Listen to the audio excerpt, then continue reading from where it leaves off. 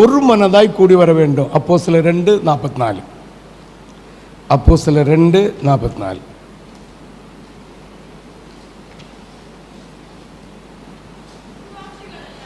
விசுவாசிகள் எல்லோரும் ஒருமித்திருந்து சகலத்தையும் பொதுவாய் வைத்து அனுபவித்தார். இது சொல்லப்பட்டிருக்கிறது. உலக ஆசீர்வாதத்தை எல்லாம் சொல்லியிருக்கிறது. அந்த இதை நம்ம எடுக்கணும். ஆவிக்குரிய வாழ்க்கையில் எல்லோரும் ஒருமித்திருந்து எல்லாரும் ஒரு மனதோடு இருக்கணும். ஆமென். ஹல்லேலூயா, ஹல்லேலூயா, ஹல்லேலூயா, ஹல்லேலூயா, ஹல்லேலூயா. ஒரு வேலை ஸ்தலம் இருக்கட்டும். ஒரு வேலை ஸ்தலம் 5 பேர் வேலை செய்யணும்னா அந்த ஒரு மனம் இல்லைங்க குழப்பம் வருதா இல்லையா? வருது. என்ன அடிச்சுன்னு, என்ன திட்டுச்சுன்னு, என்ன எல்லாம் ஓத்திரம் பண்ணிச்சுன்னா நான் என்ன செஞ்சேன்?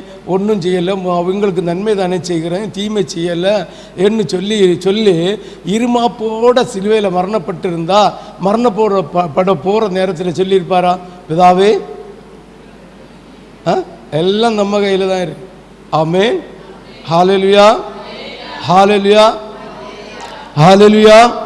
அப்போஸ்தலர் 4:32. அப்போஸ்தலர் 4:32.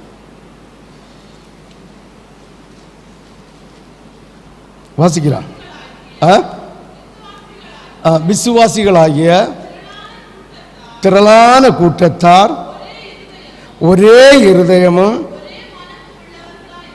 ஒரே மனமும் உள்ளவர்களாய் இருந்தார்கள்.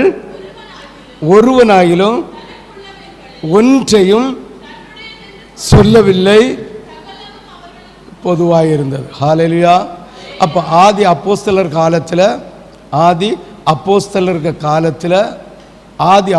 காலத்தில் அடையாளங்களும் அற்புதங்களும் ஏன் திரளா நடந்து? சொல்லுங்க பாப்போம். ஒரு மனம்.